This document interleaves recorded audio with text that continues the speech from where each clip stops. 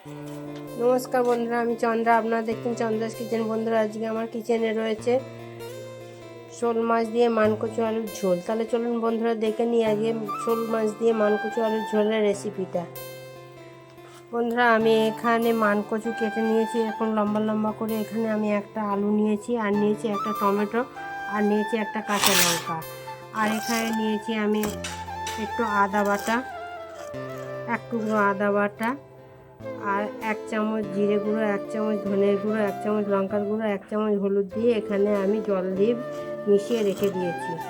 আর নিয়েছি বন্ধুরা আমি এখানে শোল মাছগুলোকে ভালো করে কেটে নুন হলুদ মাখিয়ে এখানে রেখে দিয়েছি। এবার চলুন তাহলে বন্ধুরা দেখে নিই আজকে আমার রান্নার রেসিপি শোল মাছ দিয়ে মানকচু আলুর ঝোল।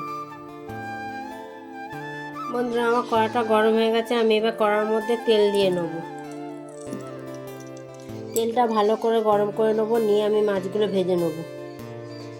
বন্ধুরা, আমার তেলটা গরম হয়ে গেছে। এবার আমি মাছগুলোকে দিয়ে ভেজে নেবো।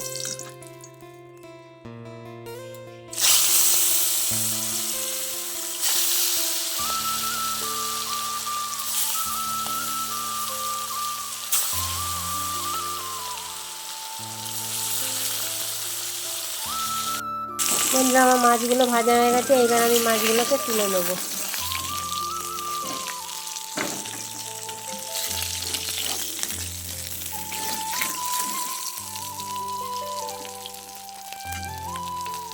ওই তেলের মধ্যে আমি 2টো গোটা জিরে ফোড়ন দিয়ে দেবো। দিয়ে আমি এবার কচুগুলোকে ভেজে নেব।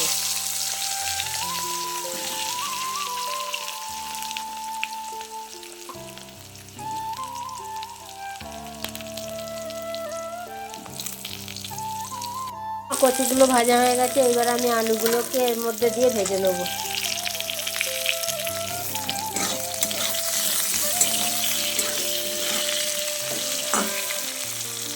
মানে আমার আলু আর কচুটা ভাজা হয়ে গেছে। এবার আমি এর মধ্যে মশলাটা ঢেলে দেবো।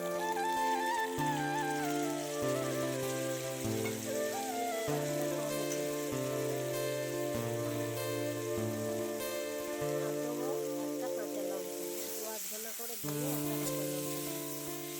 এরপরে আমি বাটি ধোয়া জল, মশলা বাটি ধোয়া জল, এখানে আমি মশলা বাটিটা ধুয়ে একটু জল দিয়ে দেবো। দিয়ে আমি মশলাটা ভালো করে কষিয়ে নেব।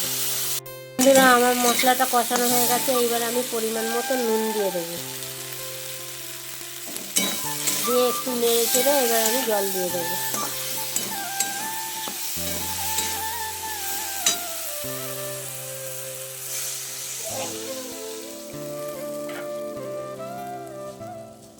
ঝোলটা ফুটে গেছে। এইবার আমি ঝোলের মধ্যে মাছগুলোকে দিয়ে দেবো।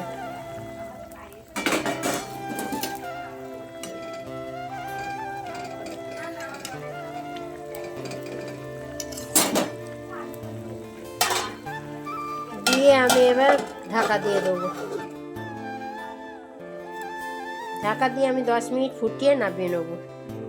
তাহলে দেখলেন বন্ধুরা আজকে আমার শোল মাছ দিয়ে মানকচুর ঝোল। আপনারা এইভাবে একবার হলেও করে খেয়ে দেখতে পারেন। আশা করি ভালো লাগবে। ভালো লাগলে লাইক, শেয়ার, কমেন্ট করুন। ধন্যবাদ।